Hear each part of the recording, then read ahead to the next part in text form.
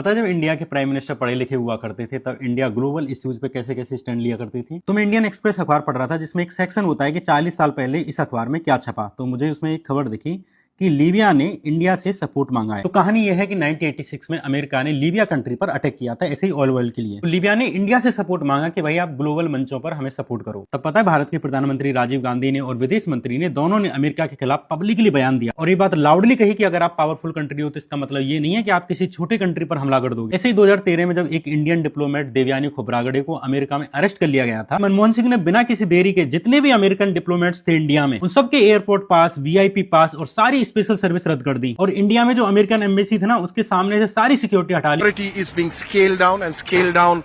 Scale down massively. Last में America को झुकना पड़ा और देवयानी खोब्रागडे पर जो केस लगा रखा था ना वो वापस करना पड़ा। और भाई अब वाले को देखो, पूरे दिन गाजी, अकबर, औरंगजेब, बादशाह, शाहजहां, जहांगीर, मोहम्मद बिन तुगलक सबके नाम लेते हैं लेकिन ट्रंप का नाम नहीं लेते। सैकड़ों इंडियंस को ट्रंप ने हाथों में हथकड़ियां बांध बांध के हवाई जहाज से भेजा। कम से कम 35 बार कहा कि मेरे दबाव के कारण इंडिया ने पाकिस्तान के खिलाफ युद्ध बंद किया। भाई इंडिया पे 50-50%, 100% टैरिफ लगा दिए, शेयर मार्केट गिरा दिया और ये भी कह दिया कि मोदी मुझे खुश करने में लगे हुए हैं। लेकिन मेरे महबूब सनम नेता और वर्ल्ड लीडर मोदी जी ने एक बार ट्रंप से नहीं कहा कि भाई इंडिया एक इंडिपेंडेंट कंट्री है और तुम डिसरिस्पेक्ट करना बंद